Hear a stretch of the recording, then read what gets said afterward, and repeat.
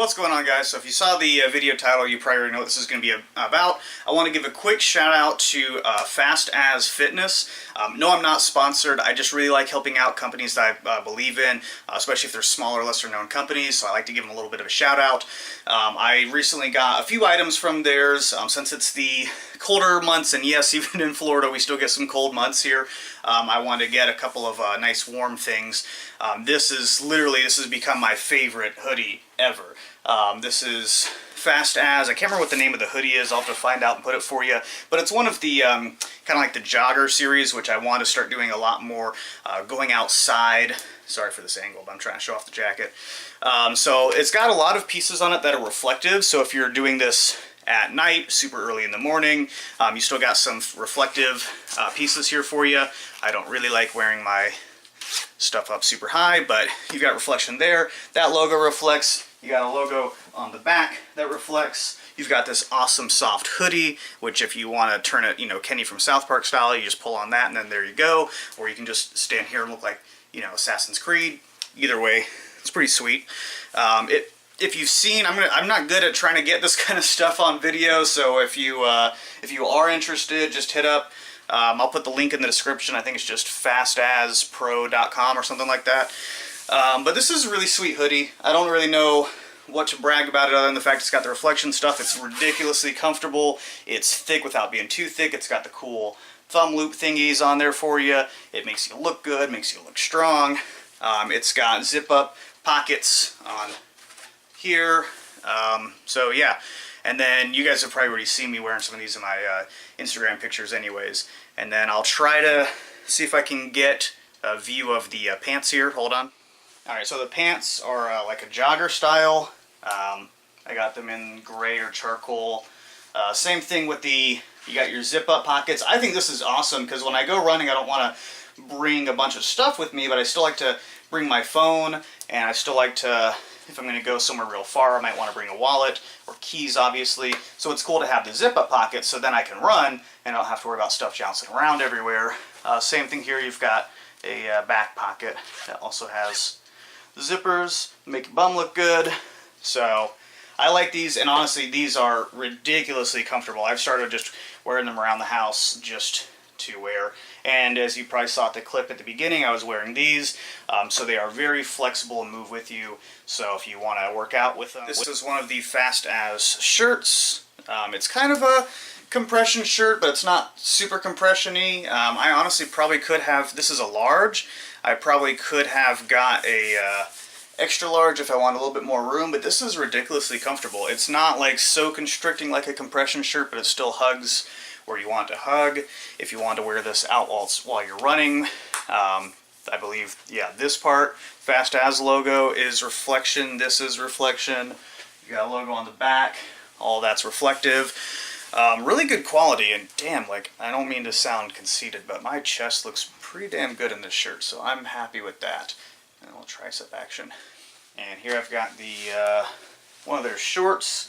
I like these because, I don't know, they've got the little octagon or hexagon design on them, so it kind of reminds me MMA, and that's a little silly of a reason, but you know what, I like it. They're ridiculously comfy, moisture wicking, obviously, all that good stuff. What's kind of cool is that these design pieces also reflect, so if you were going to wear it outside while you're running, while you're jogging, these are extremely flexible, so they work well for me when I'm doing, MMA kicks and all that good stuff. Yeah, I love these things. They've got pockets. The pockets have Velcro on them, so it kind of helps keep stuff in. You've even got a back pocket with a zipper, so if you are going out for a run, keep your keys in there, keep everything from falling out. So yeah, these guys are pretty awesome as well. Okay, so enough modeling. Let's get to the purpose of the video here. So what we're going to be talking about here is a ketogenic diet versus like a traditional low carb diet. So I'm just going to kind of talk on some key points here for you because I get a lot of questions about this. Now, I am not a ketogenic expert. I've only been doing the ketogenic diet for a little while now, but I've seen great results. I've already lost 15 pounds. I feel a lot stronger at the gym. I can definitely tell that I'm getting better focus on like studies and whatnot. I used to suffer a lot from chronic migraines, and since being on this diet, even for a short period of time, I've had way less migraines and way less severe migraines than I've had I know that sudden changes in your diet can usually have adverse effects, but luckily for me, I've been having a little bit more pro than I have con. So I want to go over some information. First question, obviously, is if you don't know, is what is a ketogenic diet? Ketogenic diet is still a low-carb diet. I'll put some links in the description so that I'm not making this video like ridiculously long, but to give you like the Cliff Notes version here, a ketogenic diet is a very low-carb, moderate protein, and high healthy fat. I like to focus on the healthy fat portion here because I've found a lot of people when a diet starts becoming a big thing, which is funny because this diet has been around since the 1900s. It's only recently become more of a thing that we talk about recently. I like to focus on saying the healthy fat because you still want to obviously have more healthy fats like, your avocados and nuts and things of that nature versus just pounding away bacon and butter. Don't get me wrong, on this diet it's cool because you're allowed to have bacon and butter, but you still want to have things in moderation, okay? So we want to focus still on the healthy fats, but it's okay to have some red meat here and there. It's okay to have, a bunch of cheese. There's certain things that it's okay, but you still want to protect yourself. And despite popular belief, you should still be, if you're not super calorie counting, you should still be mindful of how much you're eating and of what you're eating. Because if your goal with the ketogenic diet is weight loss, you still want to be in that healthy calorie deficit. So if you're just, okay, I'm on the ketogenic diet, as long as I'm high fat, super low carb, whatever, then I'll be fine. I can just eat whatever I want. That's not exactly true. If your goal is weight loss, you still want to know what you're putting in your body, how much, etc. Okay, so download MyFitnessPal. You can go into the section where it says goals for your nutrition. You can put in your macronutrients and your calories. That way you at least have a guideline. Now, the purpose of a ketogenic diet and how it differs from low-carb diets, a ketogenic diet with that combination of the high-fat, very low-carb, and we're talking about very low, we're talking about like less than 20% of your daily intake. What that does is your body will become what's called fat adapted.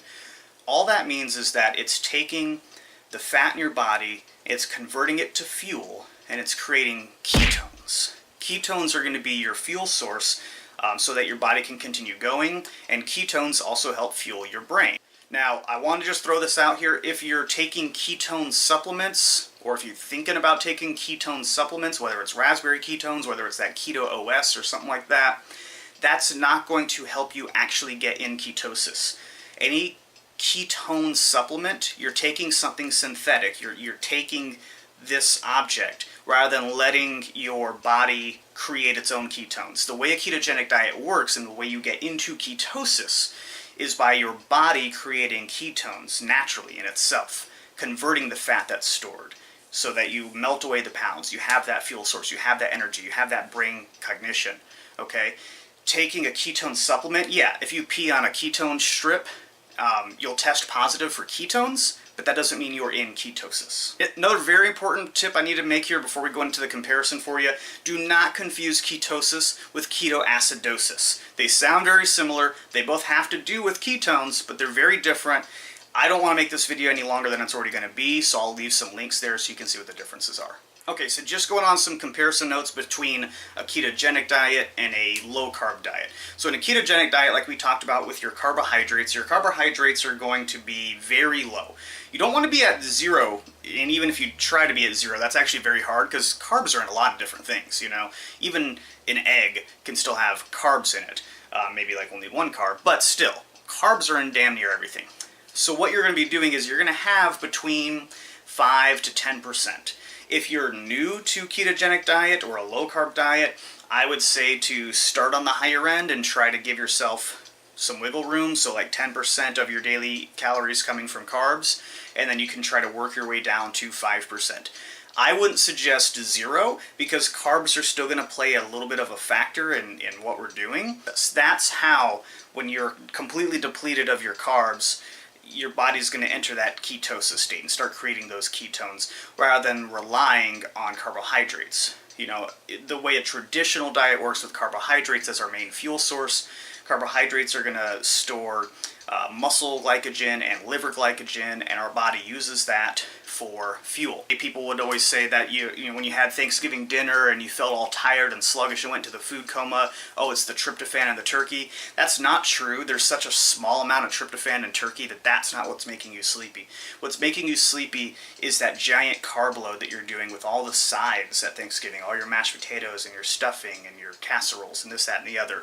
That's jacking up your insulin level, and then you crash hard. That's the cool thing about like a ketogenic diet and even certain low carb diets, is that you typically aren't going to get any kind of a crash like that because you're not screwing with your insulin levels. Getting back on track on a low carb diet, you're still going to be eating about 25 to 30% of your daily calories out of carbs. So some people do go a little bit lower, and that's actually how they enter a ketosis state, depending on what else they're eating throughout their diet. But a low-carb diet, you're still going to have higher carbs than a ketogenic diet. If you're a person who has a very hard time giving up certain carbs and it's easier for you to just portion control and knock them back, you might be better off sticking with a low-carb diet versus a ketogenic diet. That brings us into our next macronutrient of protein. Now, protein is one of those things that is going to differ a good bit, because in a low-carb diet, they usually say you can have all the protein you want. Don't worry about protein. You know, as long as you're not going crazy over your calories and as long as you're not eating just red meat, you know, have all the protein that you want. Have protein shakes, have beef, have chicken, have fish, etc. That's not necessarily a horrible thing, except for the fact that if we have way too much protein, it's very hard on our livers. A ketogenic diet, because we're still trying to not make our insulin levels go crazy out of control, protein's going to be fairly moderate. In a bodybuilder style, you're usually going to be eating about 1 gram of protein per pound of body weight. Sometimes even like 1.5 to 2 pounds, depending on what you're doing and what your training regimen is. In a ketogenic diet, it's going to be very different. So I can't remember the exact, because it's going to vary as far as the grams. Like, I consume about 75 grams of protein a day in my ketogenic diet, and that's based off of having my protein at 20% of my daily calorie intake. On a ketogenic diet, you're typically going to be between like 20 to 25% of that's coming from protein. Now, don't fear. That doesn't mean you can't build muscle if that's your goal. If your goal is to lose weight and cut with a ketogenic diet, as well as benefit from all the other health benefits of a ketogenic diet, you can definitely still build muscle. There's other YouTubers, if you just Google or YouTube ketogenic diet, that are in way better shape than myself. Granted, they were in shape before they started the ketogenic diet, but you can see that they've not only kept their muscle mass, but they've leaned out, and some of them have even gotten a little bit bigger. They're not doing the crazy carb loading to bulk up and then shred that. But on a ketogenic diet, you can absolutely still build muscle without having a crazy amount of protein. Now, on the subject of fruits, that's going to be another one of those things where if you're a person that has a hard time giving up fruit, if you really like fruit, you're probably going to be better off with a low-carb diet. Because in a low-carb diet, I know that they restrict the fruits a little bit, but they're still allowed and it's okay. On a ketogenic diet, you really want to try to avoid fruit. Certain fruits like certain berries and I believe kiwis in very small quantities are okay. The reason why on a ketogenic diet you want to kind of steer away from those kind of things is because of the sugars. Natural sugars are still going to be stored as glycogen, and that can knock you out of ketosis. So if you are one of those people that you really love fruit, you don't want to give it up, you might be best off doing a low-carb diet. Give you a little pro tip. If you are going to eat fruit, but you're just like knocking down how much fruit you're eating, try to eat it before your workout. Because when you eat it right before a workout, your body's going to use the glycogen and the sugars from the fruit first, so it helps kind of deplete that so it's not getting stored in your body. If you wait till after your workout, then it's going to just sit there and it's going to process and possibly turn into fat. Now, controversial subject that I've seen a lot of people on Facebook and other on my Instagram posts, a lot of people assume that because a ketogenic diet is high fat, like 75% of your calories are coming from fat. A lot of people assume that that's got to be a killer on your heart. Your cholesterol is going to be through the roof, your arteries are going to be dying inside, and it's going to be disaster. That's not actually true. I know it sounds silly, but when we explain the science, you can maybe kind of see why. So first off, like we explained earlier in the video, you're not going to be just eating red meat, bacon, butter, all that crap. You're still going to have a mix of healthy fats, healthy amount of calories, and when your body enters ketosis, since it has to use something for fuel, It's taking the fat that's there, because that's the next, if it doesn't have carbs, the second next easiest thing to take is going to be from fat. So it's going to convert that into the ketones. When your body is in a ketogenic state, when it's in ketosis, it's not going to be able to store fat. So when you worry about, I'm going to get all the fat in my arteries and, die at a young age, in a ketogenic diet, when you're in true ketosis, you don't have to worry about that. They've done a ton of different studies, and heart health has never been an issue with a ketogenic diet because of the fact that you're creating those ketones and you're not storing the fat. So it's not going to be stored in your arteries, it's typically not going to be stored in your body, because that's your fuel source. Your body needs that. It can't store it if it needs it. Alright guys, so again, this was just kind of a brief overview. I didn't want to make the video ridiculously long, but I've been getting a lot of questions about the ketogenic diet since I've started it. Again, as much as I love the fact that you guys come to my channel, there are a bunch of other channels out there that explain a little bit more on the ketogenic diet. If you want my perspective on it more, give that thumbs up button a like, leave some comments, and then I'll try to create some more content for you based on the ketogenic diet. So again guys, thanks for coming back, thanks for subscribing, take it easy.